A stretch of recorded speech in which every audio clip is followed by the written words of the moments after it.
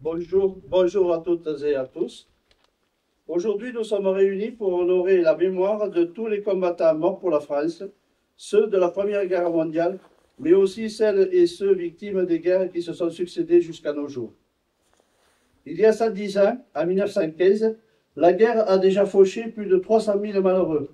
Avec l'utilisation de la poudre sans fumée, les soldats français et leurs pantalons rouges Garance étaient devenus des cibles faciles pour leurs ennemis.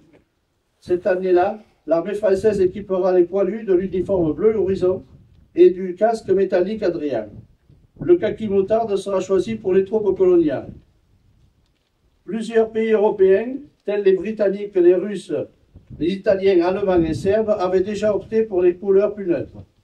La guerre de position dans les tranchées s'est installée. Hélas, 1915 a vu aussi arriver de nouvelles armes destructrices. Les mines, les lance-flammes et les gaz chimiques.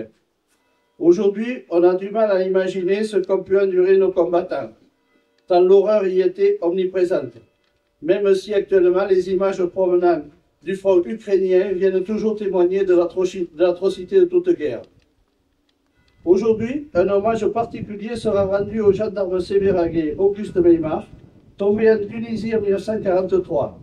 Il sera rendu par le lieutenant Raymond Duplan, délégué aux commémorations de l'Association des retraités de la gendarmerie, accompagné du capitaine de gendarmerie Hervé Long, membre du Souvenir français.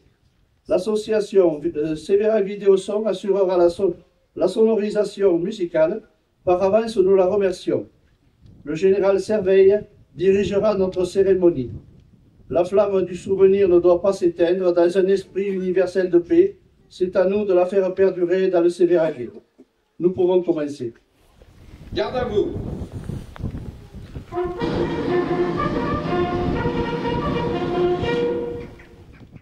Au drapeau. Au drapeau.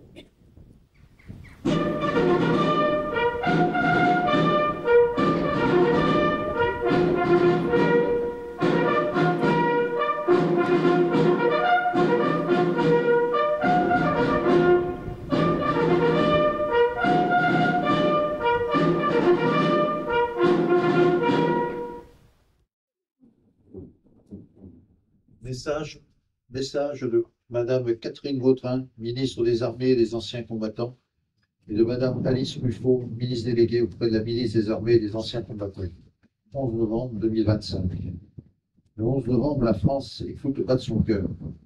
Elle se recueille devant les noms de ceux qui ont donné leur vie pour que nous vivions libres.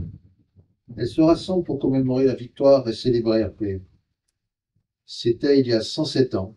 Au fracas des armes succédait le silence des plaines dévastées de Champagne, des vallées de l'Armeuse et des forêts d'Argonne. Ce silence portait le poids immense de ceux qui étaient morts durant 4 années dans les grandes batailles, couchés dessus le sol ou ensevelis sous la boue. 1 400 000 soldats tombés au champ d'honneur, autant de familles meurtries, 4 millions de blessés et de mutilés, et parmi ceux qui apparemment indemnes, combien de nuits hantées par des terreurs sans fin. Chaque année, devant les monuments de nos communes, les générations se rejoignent. Unis dans cette mémoire, nous rendons visible l'idéal qui nous tient debout, le sens que nous avons donné à notre histoire, le projet du collectif que nous poursuivons par-delà les tragédies. Construire un ordre tel que la liberté, la sécurité et la dignité de chacun y soient garantis selon les noms du général de Gaulle en 1941. Ce projet porte un nom, la République. La République a donné à chaque soldat mort pour la France, aussi anonyme soit-il, d'être honoré à la place la plus élevée, celle qu'occupe la tombe du soldat inconnu sous l'Arc de Triomphe. En lui s'incarne le sacrifice de tous les morts pour la France, d'hier et d'aujourd'hui, jusqu'à ceux qui, loin de chez eux, sont tombés en Indochine, en Algérie, dans les Balkans, en Afrique, en Afghanistan, au Levant. En lui se mêlent leurs visages unis de tout l'horizon, ceux des fusiliers marins bretons, des tirailleurs sénégalais, unis dans le même héroïsme à Dixmude, ceux tombés à Verdun et sur les plages de Provence, ceux des francs-tireurs et partisans et des résistants du réseau Alliance, ceux de ces combattants venus d'Afrique, du Pacifique, des Amériques et d'Asie, qui reposent désormais dans le sol de France sous les croissants, les étoiles ou les croix des carrés militaires, ceux des incorporés de force alsaciens et mosellans, pris dans le drame intime de leur conscience, ceux qui croyaient au ciel et ceux qui n'y croyaient pas. Sur ce soldat de tous les âges et de toutes les origines, la flamme du souvenir ne s'est jamais éteinte. Il y a 100 ans, en 1925, était organisé aux Invalides le premier atelier de confection du muet de France, devenu le monde combattant. Ces petites fleurs qui poussaient dans les tranchées témoignent de la force d'âme de la nation. Force d'âme qu'ont rappelé les commémorations du 80e anniversaire du débarquement, de la libération et de la victoire dans une époque, la nôtre, où nous rapprenons que la guerre est possible. Assistant depuis Londres au péril que pesait sur la survie même de la France, la philosophe Simone Veil offrait en 1942 une définition du patriotisme que chacun peut faire sienne. Le sentiment de tendresse poignante pour une chose belle, précieuse, fragile et périssable. Ce patriotisme demeure une nécessité vitale. Marc Bloch, l'homme des Lumières dans l'armée des ombres, en incarna l'exemple. Son entrée au Panthéon le 16 juin prochain, décidée par le président de la République, rappelle que l'esprit de défaite est toujours un poison mortel. La flamme qui l'animait fut une invincible espérance, l'espérance de ceux qui ont décidé d'être forts pour protéger ce qui est juste. Cette espérance que symbolisait déjà dans le ciel de Reims, le 11 novembre 1918, les tours restées debout de la cathédrale martyre. Le juillet 1962, sous ses voûtes reconstruites, était scellée la réconciliation franco-allemande pour que l'Europe vive libre et en paix.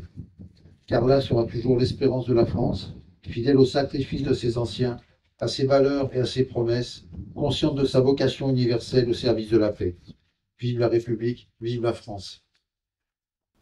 Nous commémorons l'armistice du 11 novembre 1918, c'est-à-dire l'engagement de nos aïeux lors du conflit de la Première Guerre mondiale, ainsi que tous les morts tombés lors des différents combats menés par la France jusqu'à ce jour. Je pourrais commenter la situation internationale riche en événements depuis la guerre en Ukraine, les risques qu'elle engendre pour l'Europe et la France, l'accord de paix très fragile au Moyen-Orient, mais j'ai préféré à cette occasion nous sensibiliser à une nouvelle forme de guerre, déjà présente sur notre sol et peu connue du grand public. Vous savez que la guerre a déjà investi les trois milieux que sont la terre, la mer, l'air et maintenant l'espace. Mais elle a aussi investi l'espace informationnel par différents moyens. Campagne de désinformation, manipulation de l'opinion publique ou encore ingérence numérique. L'espace informationnel s'impose comme un nouveau territoire pour les États qu'il leur faut défendre. En effet, cet espace est soumis à des attaques de plus en plus perfectionnées dans un contexte de compétition globale tous azimuts. Pour être clair, la guerre ne consiste pas seulement à tuer des individus, mais à imposer sa volonté à une communauté stratégique rivale. L'affrontement militaire frontal est coûteux et dévastateur et peut durer longtemps.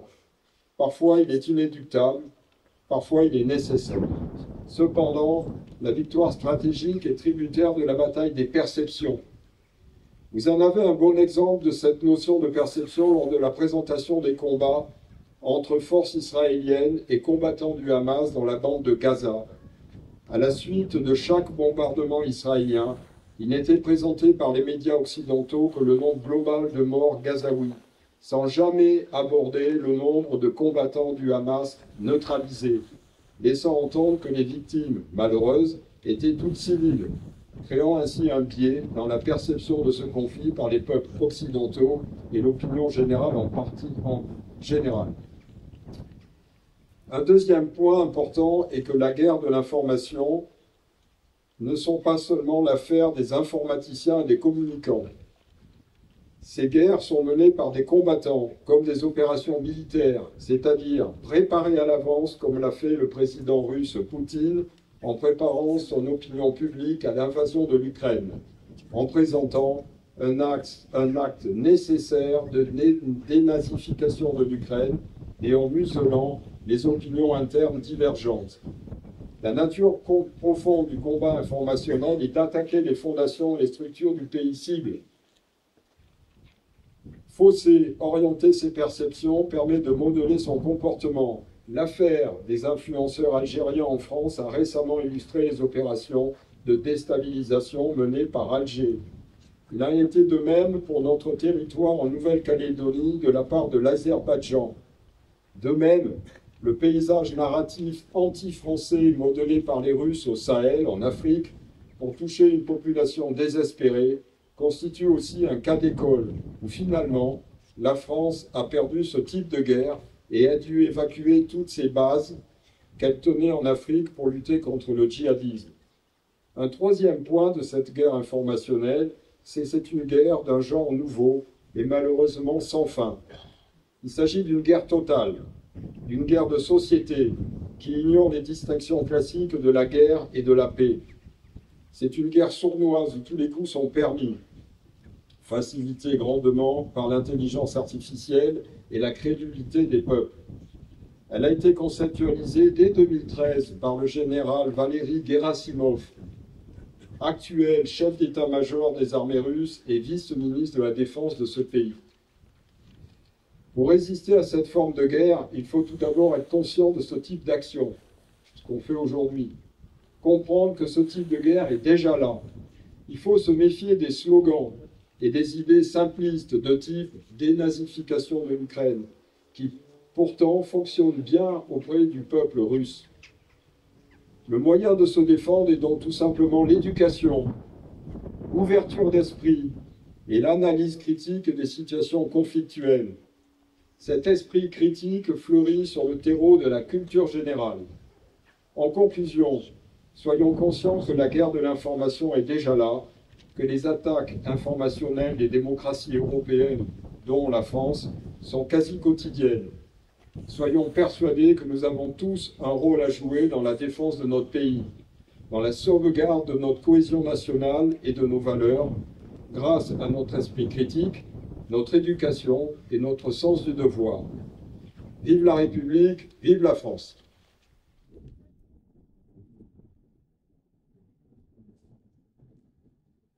La crise des obus 1915.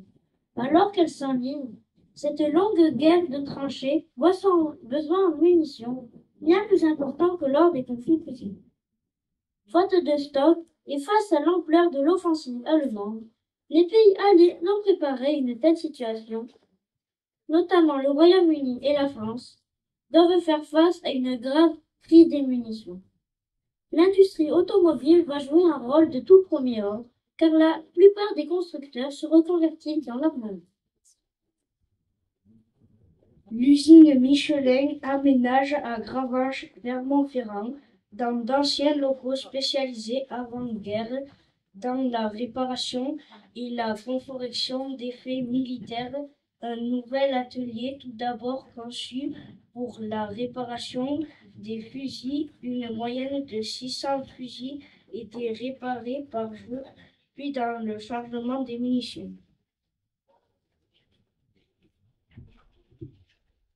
Citroën agrandit son usine, quai de Javel à Paris sur d'anciens jardins maraîchers et les terrains de l'Aciérie de France. Idéalement située, elle bénéficie de la Seine et du chemin de fer avec 1,5 km de voies de connexion à sa charge. Ainsi, 18 000 m² d'ateliers sont érigés en 2 mois de plein pied, uniquement avec des matériaux bon marché, charpente métallique, tôle ondulée, briques 13, pour produire massivement en série. Citroën choisit l'emboutissage et non le décollectage, mais ce choix lui impose d'acheter des puissantes presses qu'il ne peut se procurer qu'aux États-Unis, pour la somme de 35 millions de francs environ, qui lui seront prêtés par ses proches.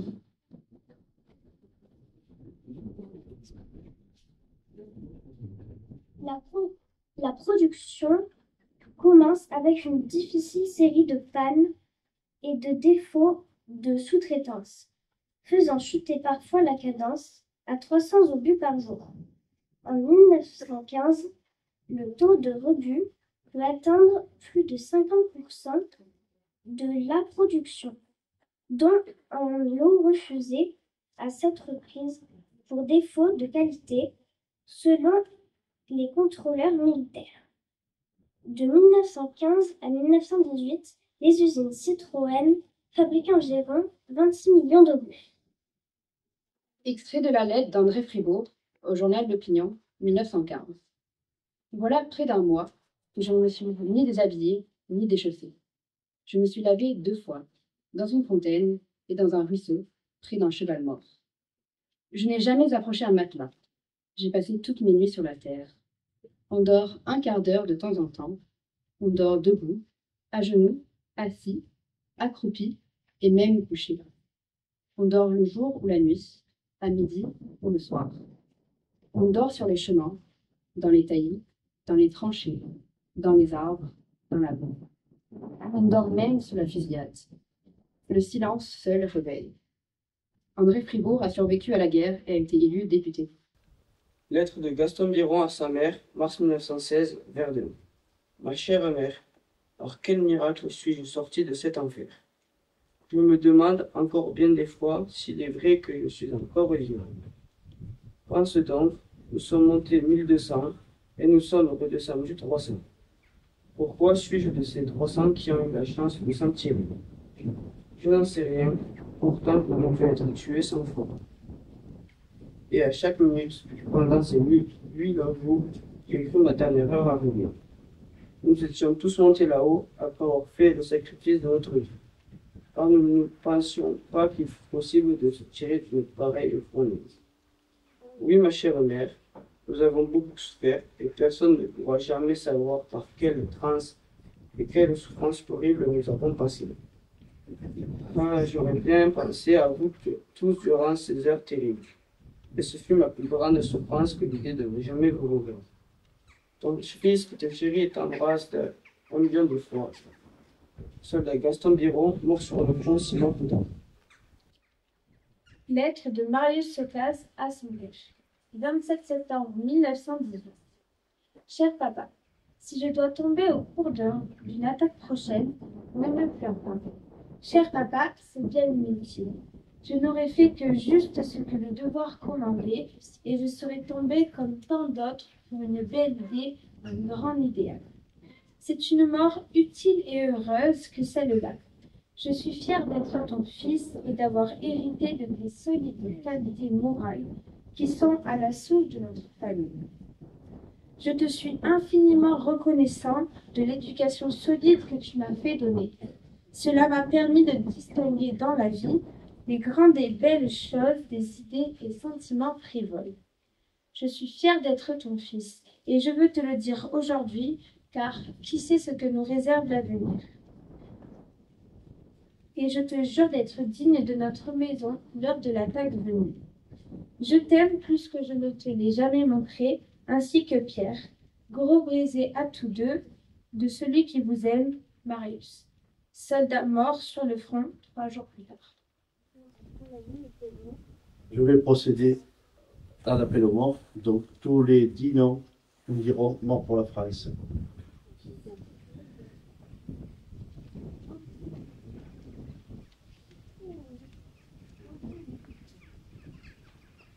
Basile Aguillon, Albert Aubry, Eugène Aubry, Jean Aubry, Aiguille, Louis Aiguille, Paul Aiguille, Victor Alauzet, Georges Albouy, Armand Aragon, Joseph Barre, mort pour la France, Victor Bastide, Édouard Bernon, Marceau Bertrand, Albert Blanc, Joseph Blayassi, Paul Blaise, Jean Bourrel, Paulin Bourrel, Paul Bouscari, Louis Bourjala, mort pour la France. Gaston Brenguier, Eugène Cabirou, Émile Cabirou, Louis Calvels, André Camille, Léon Carrière, Jean Caïsac, Georges Champagneur, Jules Charrier, Jules Chabel, mort pour la France. Louis Combe, Aimé Cournut, Louis Cournut, Léon Courtial, Rémy Courtial, Alfred Creissel, Joseph Crouzet, Joseph Delon, Adolphe Delpal, Joseph Delpal. Mort pour la France.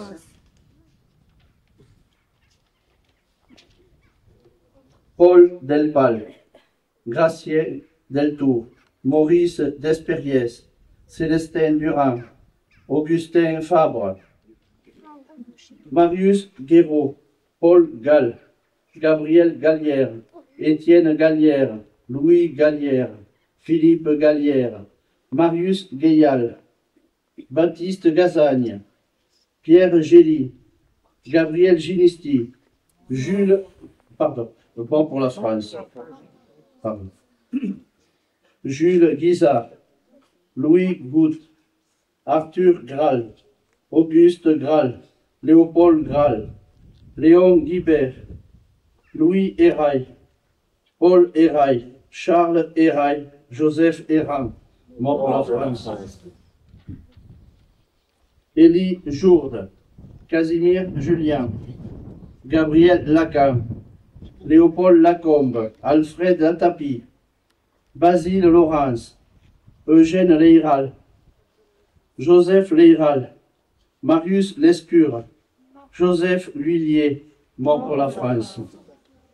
Émile Magnaval, Jean Manin, Pierre Marcillac, Étienne Masson, Adrien Mézy, Alfred Montariol, Léon Monziols, Louis Nadal, Joseph Nourigat, Henri Nouvel, mort pour la France. Paul Valère, Louis Vaquier, René Vaquier, Basile Vergély, Clément Vergély, Gabriel Vézinet, Jules Victorin, Adrien Vincent, Antonin Vincent, Joseph Vincent, Louis Vincent, Marius Vincent. Mort pour la France. Mort pour la France, guerre 39-45. Aldebert Justin, Louis Victorin, Bourdon Maurice, Brasse Maurice, Lieutenant Claretto, Durand Paul, Gazagne Auguste, Leiral Ernest, Meymar Auguste, Millot Philémon, Noirigat Camille, Portal Clément, Pouget Justin, le commandant René, Rougeon Louis, Solignac Casimir, Vaquier Léopold, Vaquier Louis, Vergély Fernand, mort pour la France. Guerre d'Indochine, David Léon, guerre d'Algérie, Vincent Joseph, mort pour la France. En ayant une pensée pour tous les anciens combattants qui nous ont quittés ces dernières années. Je vais laisser la parole à monsieur, au lieutenant Duplan, qui va faire l'hommage aux gendarmes tombés en Tunisie. À ma demande, monsieur Daniel Gros, maire de Sévérac-le-Château, et monsieur Jean-Marc Sahuquet, maire adjoint chargé des cérémonies, ont bien voulu faire graver le nom du gendarme Meymar Auguste sur ce monument aux morts, 82 ans après son décès. Fils de Jean-Baptiste Justin Meymar, 45 ans, cultivateur, et de Marie-Thérèse Albine Ruas, 35 ans, Auguste Séraphin Meymar est né au Puech, commune de Sévérac d'Aveyron, arrondissement de Rodez, le 30 janvier 1914 à 2 h du matin. Après avoir obtenu le certificat d'études primaires, il devient cultivateur à la ferme paternelle, puis il est appelé au 38e régiment d'infanterie le 15 avril 1935. Au moment de son incorporation, le fourrier de sa compagnie note le signalement suivant. Cheveux bruns, yeux gris-bleu, découvert, nez ordinaire, visage ovale, taille 1,73 m. Promu caporal le 16 octobre 1935, il passe un an plus tard dans la disponibilité avec le certificat de bonne conduite délivré par son chef de corps. Plus tard, le 19 avril 1938, il se marie à l'hôtel de ville de Millau avec Georgette Yvonne Anna Juéry. admis dans la garde républicaine mobile.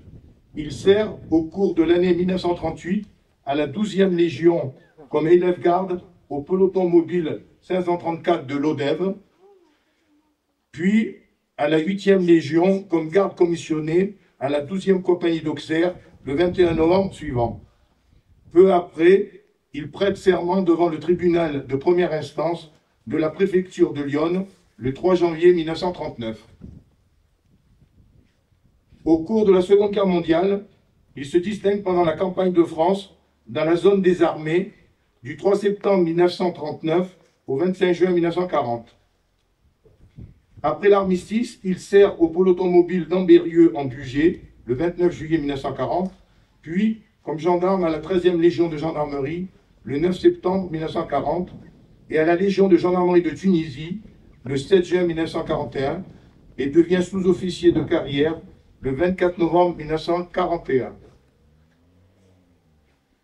L'année suivante, le 13 juin 1942, le lieutenant-colonel commandant la Légion de gendarmerie de Tunisie lui accorde une lettre de félicitations pour les qualités professionnelles et l'ardente activité dont il a fait preuve en participant à une enquête qui a permis à l'identification et à l'arrestation d'un Tripolitain qui avait gravement blessé d'un coup de mousqueton un instructeur de l'Oudjak.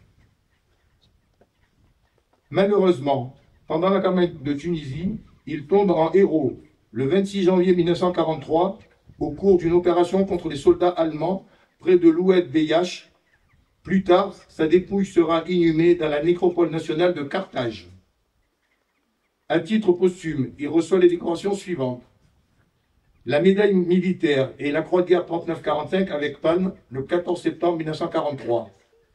La médaille coloniale avec la grave Tunisie 1942-1943 le 17 avril 1944. La médaille commémorative française de la guerre 39-45 avec les barrettes France et Afrique le 21 mai 1946. Sa citation à l'ordre de l'armée est libellée en ces termes, je cite: « A trouvé une mort glorieuse le 26 janvier 1943 dans la région de Gafsa, au cours d'un mitraillage de la camionnette par des avions ennemis.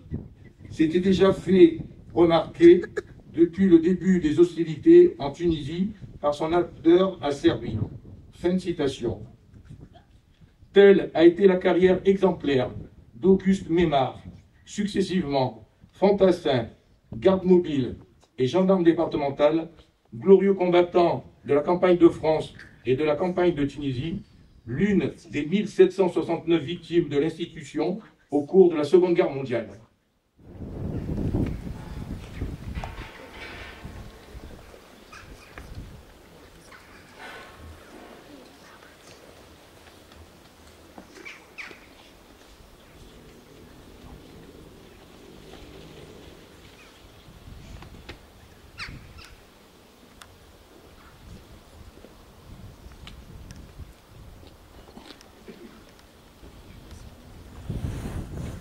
Au mort.